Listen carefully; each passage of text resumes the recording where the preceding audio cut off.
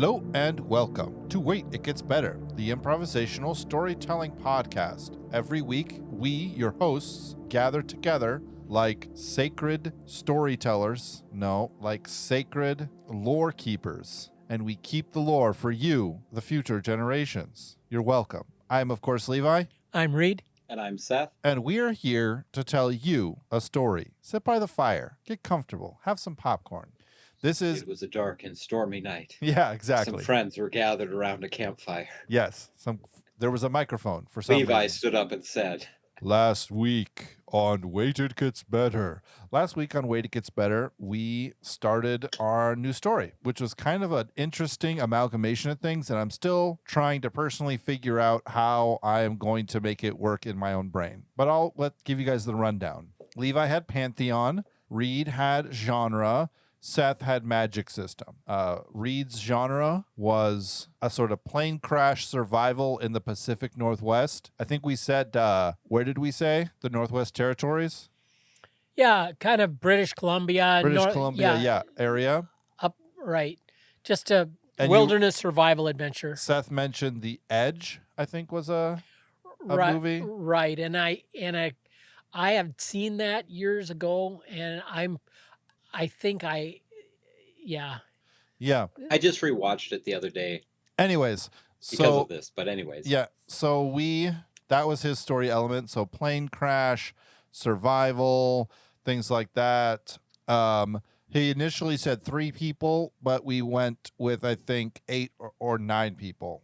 Seth's magic system is a sacrificial system. So you can accomplish things by sacrificing things, even as small as like an ant. But if you want to accomplish really incredible things, then you have to sacrifice bigger things. And the whole magic system seems kind of nefarious. Maybe there's an element to it that is not evil, but the whole thing is kind of like take the easy road out, sacrifice your friends so that you can survive kind of vibe. Is that what I'm getting, Seth? Kind of. I think in the way that it would be set up, I've got an idea that might kind of add into a side of it that could be dark and a side of it that might not be. We'll get to that after the recap. I'll get to that later. Yeah. And then I had Pantheon. And since we had kind of discussed that this was in the Pacific Northwest, this was, in fact, in not modern day, but in the world, I think I just said we're just going to use the Christian God as the Pantheon. And I like the way you set it up, kind of an all-knowing, all-powerful being. You serve him, you go to him when you die. And God sends saints to help, and demons fight against them. Right. And so part of set me up with the spirit in the sky. Yeah. And so part of this story, how we had set it up, was that there was kind of a remote location in this Pacific Northwest, sort of only reachable by airplane, where there was some kind of great power, whether it was like a power of creation, whether it was some kind of ley line crossing, not sure exactly, but it's some great power. And there was some evil person wanting to corrupt it. Right, and it was like this lodge for a getaway for like the ultra rich. Right. And there was like this great rock that kind of exudes creation power. Right. And then in this plane, there's the pilot, the co-pilot, a stewardess, the pilot's son. There's some of the handlers, some of the people who work for the guy who owns the lodge. Yeah. And then there's the guests, the sacrifices, the people who don't know it but owe all of their success to this guy and are soon going to be used themselves, right? Right. And something happens with the fact that the pilot's son was a priest, and there's some interference in their ability to make the plane crash and everyone die. So instead of crashing and everyone dying, it crashes and some of them die. Right. And the story is them sort of making the journey. They have to decide to make the journey either back to civilization or onto the lodge, where the handlers, the people who work for the lodge, they are like, we need to make sure everyone dies because that's kind of our job. You know, Yeah. they're kind of cultists where everyone else is just trying to survive. Yes, and part of it was they were off course, and I don't remember what we decided. I was thinking like it could have been like trying to go around a weather front or a storm system, a thunderstorm system, or anyway, they'd gotten off their, logged flight plan, and they go down, and it's kind of up in the air. They're not really sure uh, where they are, and so this is a real survival situation where to even know which direction to head, and it's definitely really in the sticks. We're not talking about any place that's got, you just walk for a while and you find a big paved road and, power lines and everything. Right. And that's where we are right now with this week. What story elements did you guys have?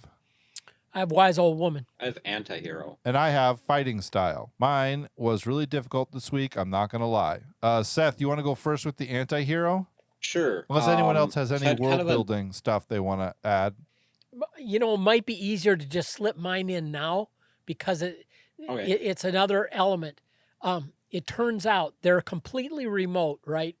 And there's this group of survivors, but they were spotted by someone, and she is a native of the Chilcotin tribe. It's a savage tribe, actually. They have a history of a massacre. Back in 1864, they massacred a crew of people trying to build a road. Yeah. And anyway, so the Wise Old Woman, her name is Mudrost, and that's Russian for wisdom. And what had happened was her great ancestor was made an orphan by this 1864 kerfuffle, and she was raised by Russian missionaries. This was an area that had been originally settled by Russians, and then when Seward's Folly, they bought Alaska from the Russians, and so there was a tradition of missionary teaching down from this ancestor that had been raised by Russian missionaries, and the name Mudrost actually means wisdom in Russian, and the reason they named her is that she has got really she's a medicine woman. She is, knows all the lore of the different plants that are good for medicinal and for healing. And the Chilcotin, this is just a true fact. Their language is an offshoot of the Athabascan Indian tradition. There is no word for wisdom in their language.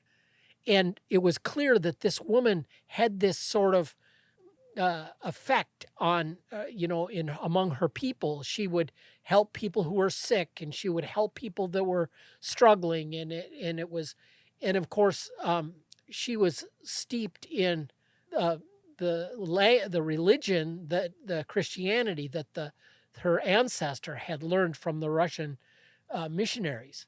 But she was known as the wisdom, but she was known as the Mudrost, because that was Russian for wisdom, because their language, they were a savage people, and they did not even have a word for wisdom, which was kind of interesting. Yeah. They were very much into the, going back, the sacrificial, sacrificing to the gods, Right. have the hunt go well, and there were anyway. So that was, but she comes on the scene, and she is able to supply a lot of help for these plane crash victims about how to forage for food and what plants are healthy to eat, and those kinds of things. She's all up on all that kind of stuff. Right. But it kind of throws a monkey wrench, because she is very, very much aware of doing battle in the spiritual realm, because that's, she's steeped in that understanding that there's struggle in the spiritual realm, which I thought fit with the pantheon and the magic system. Yeah. That's interesting. I almost have this idea as you were talking, Reed, that she's not just here for no reason at all. She's also like, she watches the pass. And she had Like a been on a mountain quest. pass. Yeah, right. Yeah, it's like, this power that exists where this lodge has been made, where the plans of the evil, of people who are evil and evil ones are happening. The power has been there since the beginning. Right. Right. And her being near this area is no It's no accident. it's no accident. Exactly. She watches, maybe there's like a mountain pass or like a valley between two mountains that she watches. That's like been her job for her whole life. Yeah. Right. That's like what the missionaries, that's what they were here when they came. This is what they were looking for. And they found it. And then they started to train people to watch this pass, and maybe at times they've done things, they've stopped people, but maybe at times it's just to like bear witness to like what's happening. Yeah. I like that. That's interesting. Let me see here. The fighting style is, like I said, I had a difficult time this week with the fighting style because it's just like the world. It's, I don't know what I'm going to say. Okay, it just came to me. The fighting style is total and complete panic. So one of the problems that they run into is that the closer that they get to the lodge, the more kind of ominous everything feels, right? And the kind of less things make sense, like the passage of time, days and nights, animals, they're the way that the animals like move and things. And so the fighting style is less of this is how people fight and more like people become more desperate. And so the fighting, there's no such thing as being skilled in this fighting style. It's just, how do I say it? People become more desperate. People become more like less punching and kicking and more like scratching at the face and more like tooth and nail and berserker rage. Right. Yeah. It's like this is part of the thing that's happening. There's like maybe everything's kind of leading up to some great ritual that's going to happen at this lodge. And so things are like every night that passes while they're traveling, things get crazier and crazier, and those who are not in control of their minds and their wills, or who are only in sort of the surface level of control of their minds and their wills, like go off. They devolve, but they resort to baser instincts when it comes to like protecting themselves or fighting or anything. It's like one of them has a gun and at first he's using it, but then he is just using it like it has bullets in it, but he's just like using it like a club, right? And he's not like forgetting how to use it. It's just the cumulative effect of fear. I'm going to be honest, guys, this story is making me really sad. I hope that there's going to be a happy ending to it because it's making me really sad. Seth, you got any cool ideas with your magic system? Well, I have my element for this week. All right, let's hear it. Which is anti-hero. Thinking through anti-hero, what we've always done is kind of made a reluctant hero, right? Right, typically, yeah. Where I had an idea because it was something that kind of hit me. One of the understandings, and again, this is on like a religious thing, the idea of a anti-Christ, right, isn't a reluctant Christ. It's a replacement of. Right. It's an opposite. An opposite, but a replacement of, a instead of. Yeah. Right? Not always so much again. I mean, obviously we understand it's against, but that it's the concept of it being appearing to be the thing, but not the thing, right? So I guess this character could be the villain. Okay. Right? Which would be, under this idea would be, so he is kind of, and again, like the couple things that came up last week, and I don't know, this is an old movie, so I don't know if I, should say anything. I know it's like one of the most popular, like not accredited, but like stories, and then there were none. Yeah. Right? Yeah. So I watched that one because that's kind of that one and The Edge as far as, ones that came to mind. kind of had this idea of that kind of process of elimination, that survival idea. And kind of, I guess you could say in both of those, you have, this character that kind of, they get everyone rallied together, right? They, are the level headed one, think through it. Kind of Right. this like reasonable, getting it figured out, stuff like that. Whereas in The Edge, there's only three of them, and really that character is Anthony Hopkins' character, and I guess you could say he's the hero or the good guy or the protagonist as far as that story Yeah. goes. Yeah. But in the other one, that character is, and if you're familiar with and then their nun story or the 10 Little Indians, which is the more politically correct name of the story, apparently. It used to be called something different. But, it's this idea that there's, all these people invited out to this island. It's kind of ominous. At the very beginning, it's called out that they're all like a delinquent or a murderer or Right. someone that escaped the law at some point, Right. and their mysterious guest has called them all here to bring justice against them, right? And then they start dying, and everyone's like, "Oh, well, we got to find this guy." Well, then it's like, "Oh, wait a minute, it's gonna, we can't. There's no hiding place. No one else is on the island but us," which means that our guest or that our host is one of us, right? And so then it's like, who is it? As everyone keeps kind of dropping like flies, and it's kind of narrowing it down as you're trying to like figure out who it is. And you kind of have this character like that in there, this judge. Well, everyone's kind of freaking out. He kind of like, no, let's see, kind of, and he's putting things together and kind of like, no, let's not be hasty. It's like, let's think this through. It's like, we'll only go out in threes. That way, if the murderer is one of us, then he can't act because then there'll be a witness to it, right? Kind of this like keeping some sort of order, kind of using his logic and position as like a respected, authority figure to kind of direct everything. Right.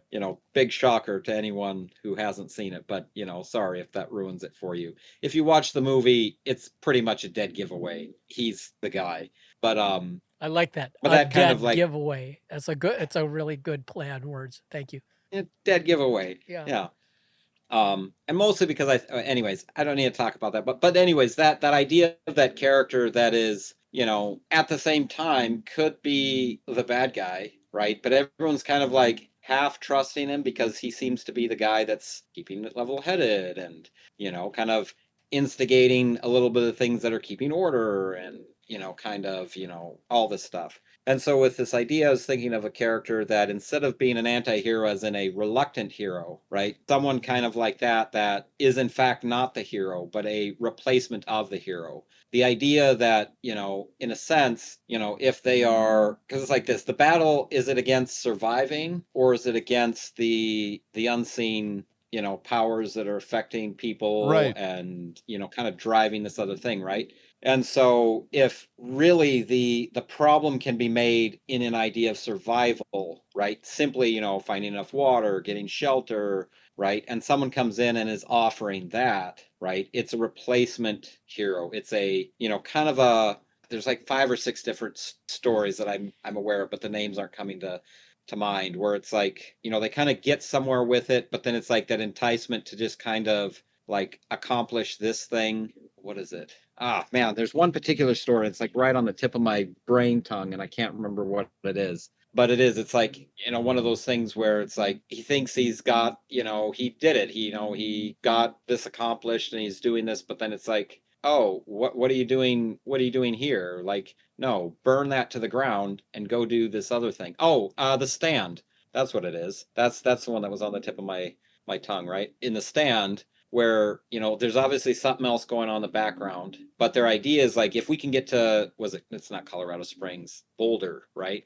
We get to Boulder, we start this new society, we'll do it right this time, we'll rebuild, right? And they kind of start getting it going, and they start investing all their time and their kind of appreciated success at that, where then kind of Mother Abigail has to come in and kind of get corrected herself and kind of correct them and say, no, this is not, the real issue wasn't, fixing society. it was taking out the Dark One, right? It has to kind of make you realize that this other thing that they've been thinking was the answer isn't the answer. If that makes Okay. sense. Yeah, that makes sense now. Now that you've explained it that way, that makes sense. Yeah.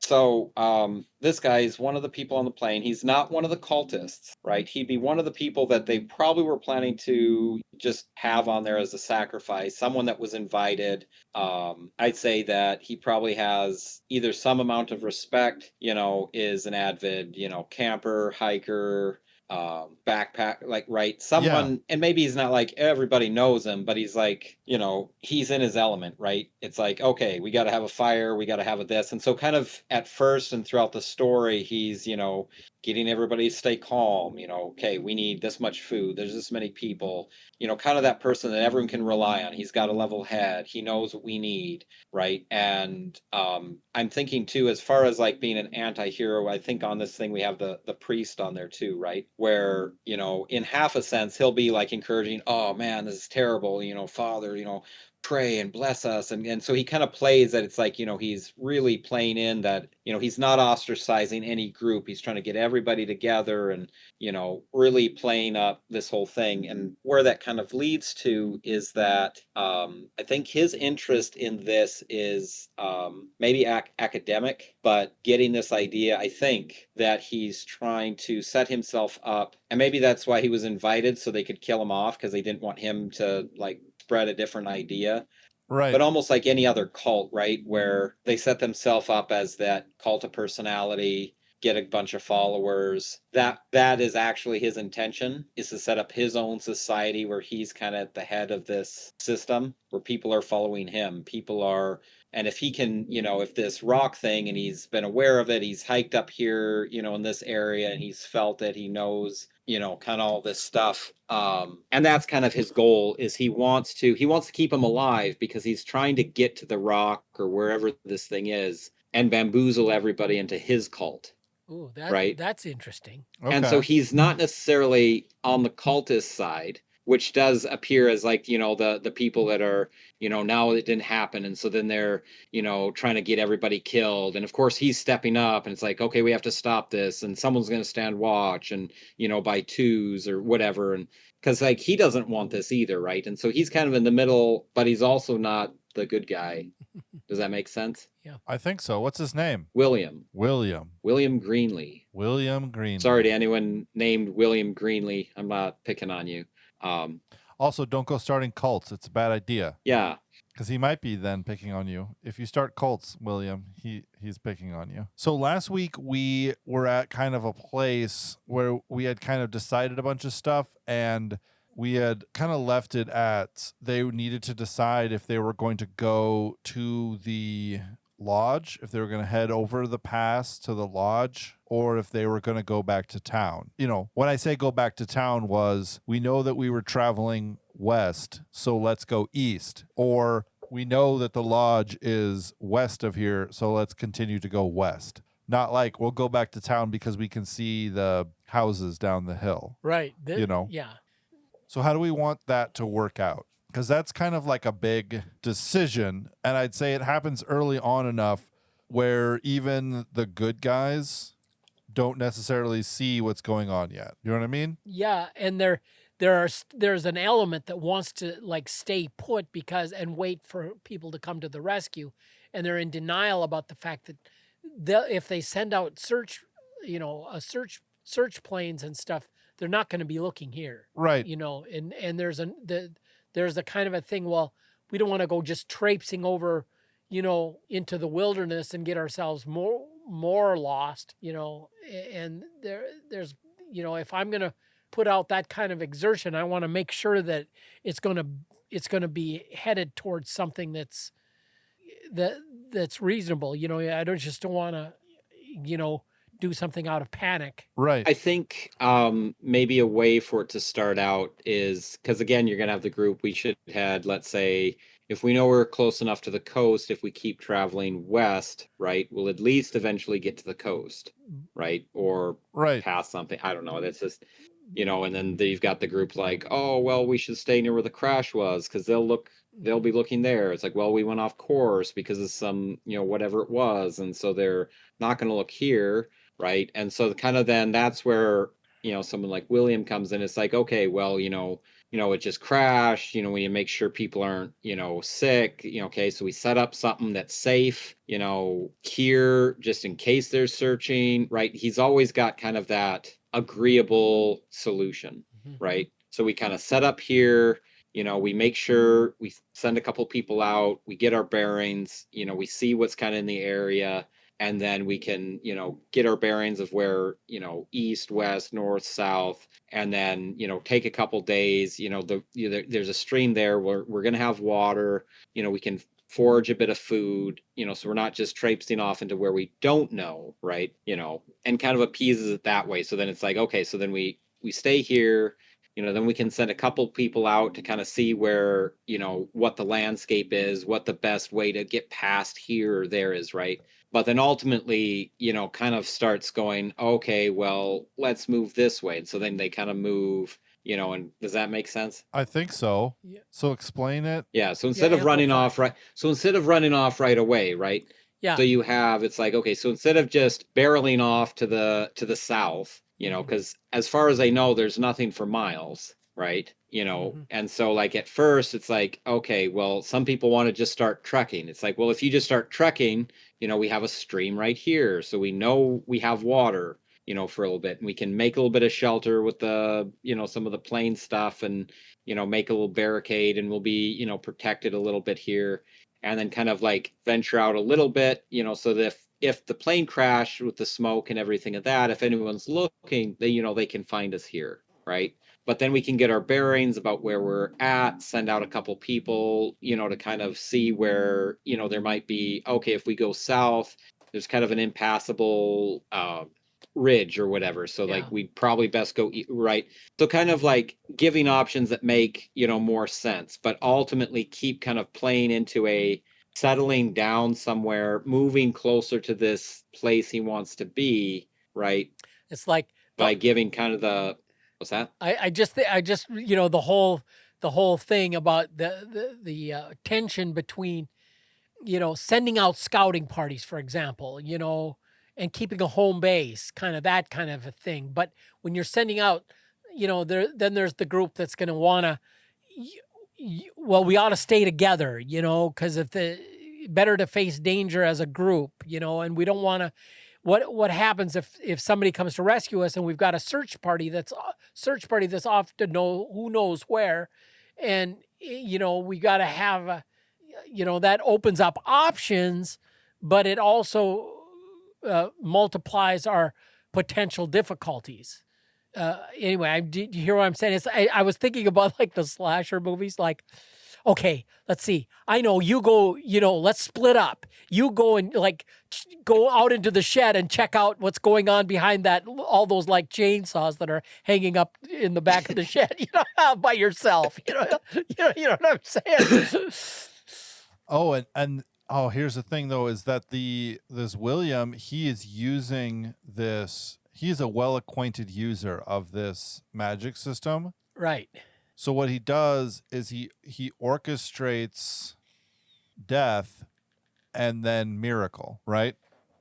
So he orchestrates a death of someone to sacrifice them, and then he finds, part of the tail section of the plane that has a bunch of food in it. Isn't that crazy how I was able to like accomplish that? Yeah. Right? And so people begin to kind of associate death with success, right? Yeah, we lose somebody, and this is tragic, but it's like there's two sides of the coin. Yeah, right? We're almost happy that he died because Otherwise, it didn't rain like it was going to, right? Oh. We were right in the floodplain, for this flash flood, for this storm that was coming in. And yeah, we're sad that Johnson fell out of that tree, but like, thank goodness it didn't rain. It's like what he is doing is he is using this thing to stay alive for himself, but also it's well within his interest to keep everyone else alive. because if everyone else is alive, then he has that one more person to sacrifice to get that little bit farther.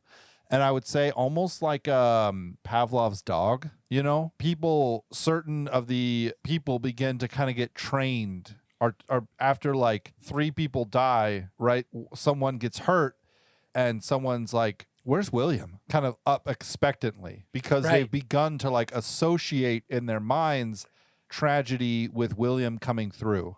Yeah. Where, right? Like just believing this, starting to become acquainted with and believing this deception. I've often thought about, as an aside, how long the snake spoke to Eve in the garden before he tempted her, right? How long that she didn't say, oh my God, a talking snake. Yeah, the whole chatting up part, the seduction. Right, just the casual conversation. So in John Milton's Paradise Lost, the snake tells Eve that the reason he can talk is because he, when he was just a dumb snake, ate from the tree of the knowledge of good and evil, and that's what gave him the ability to talk. Ooh. And I was just going to mention that. That was part of that whole seduction thing. But in this same way, William is kind of getting people acquainted with this thing. You mentioned, Seth, in the first episode about a person that comes and offers things or shows up, and that's what I think that's what William is. That's what that person that we said might show up and offer things. That's what William is. Yeah. Yeah. At least the catalyst to it. This is a creepy story. Right. This is a really creepy story. Right. And so almost like the dark man maybe it's not the dark man in The Stand, but that has that same... The Walking Man? The Walking Man. Yeah. John Farson, the good man. No, that's Dark Tower. It's probably the same person. Well, I mean, it's kind of all... Yeah, it's just the same. One of the things I was thinking about is that since there's so much energy set against them, it's easier to go west towards the lodge than it is to go east towards where they know civilization is in some direction. Mm-hmm. Right? It's like in the in Lord of the Rings when they leave Brandybuck and they're going through the old forest, and it's like they want to go left, but there's like thick brambles. And they keep being forced more south, more to the right, more to the right. Down and to the right, down, and it keeps happening. That same sort of thing is what I imagine, is they like try to head in a direction, but it keeps kind of pushing them, not in that direction. Part of me thinks that there's some part of me thinks that there's some great thing that they have to overcome. So like, there's a point in the story where the good guys have to find out that they're being led around by bad guys. Yep. And I think that happens at the pass between 2 mountains. Like, right, I don't know terminology, but I have this picture of like a mountain range with kind of like a lower area in between. And it's still kind of treed and forested, but it's like more sparse. It's rough country, but not as rough as... Not as impassable seeming. Right. So that's where they're going to go through. And they go through, and already the pilot and his son and the stewardess have been kind of coming against William and the cultists and everyone else, kind of like just kind of shocked at this spirit of not like we're happy that Johnson died by falling out of a tree, but like it really was better, because him falling out of a tree is what like showed us that there was like a path up to this place where we found a bunch of food. Yeah. Like they're just kind of like this spirit of sacrifice, this spirit of kind of I don't know what it is the spirit of. And my thought is that something happens in that pass, and William finally like leaves them all, or takes the stewardess, or takes the son, or takes the something, and the people who are good see the mask come off of who William actually is, and some of the other people that are with them, some of the billionaires or millionaires and billionaires, some of them who are not terrible people, but maybe not like as aware of the fight that's going on, get kind of uncomfortable with it, but William has been providing them food, and they get left there, right? The good gets left for dead, right? Yeah. Because they can't find their way through, because William, right, is the one who knows the way. Yeah. And then that's where they meet wisdom. Right. That's kind of my thought, because like I like a story. I mean, I don't like a story, but I understand a story where the good guys are deceived for a time. Yes. You know, no one starts out their journey through life being able to see through the lies of their enemies. Right. You know, I've believed plenty of lies of my enemies. Yeah. You know, And then there's that whole thing, like love is eager to believe the best. So they're perceived by the nefarious as being weak and gullible. But when really what they are is good. And it's something that the wicked can't comprehend. Right. I think this is what I was going to add in about like the magic system earlier, and I think to play it in now would kind of answer some of these questions and things that are coming up right now. So obviously, like the killing of an animal or the other person, that's a sacrifice of someone else's will, as it would be a trespass, right? Using your free will against theirs, right? You're sacrificing what is not your own. Right, which then plays up on the evil side, right? Yep. You're playing the will of the demons, giving into your passions, your desires for your needs, right? Up to the point of willing to sacrifice someone else or someone else's thing or another life's thing, right? Right. What's the antithesis to that? I know it's in a couple of the Gospels, but oh Lord, why were we not able to cast out this demon? Well, this is one that is only cast out with prayer and with fasting. That's the antithesis. Oh, I thought. What are you sacrificing for the false gods? I thought the antithesis was greater love has no one than this, but to give up your life for a friend, rather than being taking someone's will and taking someone's will from them, you submitting your will even to the point of death for them. Isn't that the antithesis? I mean, kind of, yeah. I'm not. Anyways, I'm trying to segue to this other point. Okay, sorry. Anyways, the right, because it's survival, right? Right. Food is very scarce, right? And so everybody wants it, right? Right. Everybody needs it. Everybody wants it. Everybody needs it. And that's what I think becomes one of the things, not just that, but in general, the giving of themselves, as you put it, right? And that's perhaps why they go along with William at first, because it's like, okay, this is in the best interest of the well-being, right, of the people that are here, right? And I think kind of the other thing, because as everybody keeps getting duped so that, it was okay that they fell out of the tree so that we all found this food that we really needed, right? Right. Well, did you really need that food, right? I mean, you can go 40 days without it, right? Yeah. But then that accepting that, because that's the thing with fasting, it's that putting your body in check, checking the passions. Fasting isn't always just abstaining from food, but it's fasting. It's the abstaining from, whatever the passion is, the, be it, greed or lust or gluttony, right? Which is then what they are feeding on, right? So this other sacrifice feeds their gluttony, feeds their desires, right? And the opposite of that would be putting aside, right? And so they'll be like, I would say like something where it's like, a bunch of them are starting to get happy. Oh, well, Johnson or whatever fell out of that tree. And we got what we wanted, but I don't know how to put it. But then it's like, then you have either like the priest or some of these other people that are, let's say, the good guys. They're choosing to, not let themselves be led into anger, not let themselves be led into, the desire for that, hunger, the fasting, and the other thing, and they'll find, something else that's helpful, and it's disconnected from that. And so you can kind of see the, the two sides of that. I don't know. Is this making any sense? I think so. It's the straight counter to the magic system. Yeah. But it would still be part of it. Yeah. What they're sacrificing is, I guess you could say, themselves, their own self-sacrifice. Right. So it's self-sacrifice. It's the white side of the it's the white, it's the not the flip side of the coin, but I see what you're saying. That makes sense. And that's, how am I thinking about this?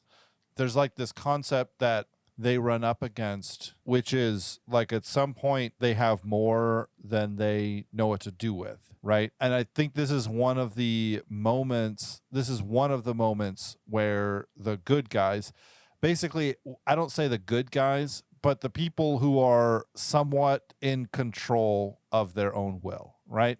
Because to the son and the pilot, they're in control of their own will, and so they are able to spot this much easier. But to other people, they might only be, think about if you're actually in control of your own will right now. Like, are you able to tell yourself no when you Yeah. when you want something, Yeah. and not like force yourself no, but use conviction, not conviction like you've done something bad, but like the gumption of your own inner strength to say, I will set that which is good above this. Yeah. Teaching your kids delayed gratification. That if Right. you apply yourself to this, even though it's not the fun thing you want to do, it will make things so much better, and the reward down the road will be much greater, but it's hard for kids to conceptualize that, and that's one of the great challenges of parenting. Right. And so this magic system, like Seth was talking about, Seth, I'm going to talk about it here and you tell me if I'm doing it wrong. Okay. It is most powerful when you are sacrificing, yourself, when you put yourself up as a sacrifice, right? Not to die, you're not whatever, but like you can put yourself up, you can sacrifice little things, right?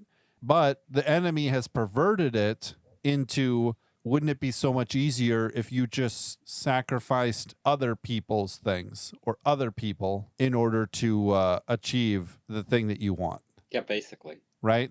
And it's not as powerful, it's like a tenth as powerful, but, man does not live by bread alone, but by every word that proceeds from the mouth of God. Amen. I think this is one of the things that wisdom sort of talks to them about, when it comes time to decide if they will go down the paths to the west or to the east. Yes. Well, should we leave it there for today and come back on this next week? I think so. All right. I think it's getting really close to an ending, so. I think it is. Let me draw the things for next week. I hope somebody gets unique restaurant. That would be weird. Okay. Purple last. 1, 2, 3, 4, 5, 6, 7, 8, 9. Reed, can you pick a number 1 through 9? 2. Okay, I have goal. We'll see how that works. Seth, number 1 through 8. 8. Reed, you have random insert.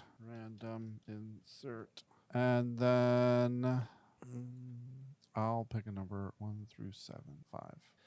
All right, it's going to be a weird one. Seth, you have wild card. All right. So that means you can choose any of the story elements that you want or just anything really at all.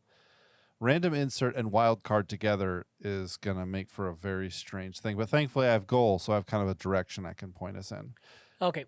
Ladies and gentlemen, thank you so much for joining us for this episode of Wait It Gets Better. If you liked it, like us on all of the podcast things. Follow us on Twitter at Waititgetsbettercast. At @GetsBettercast.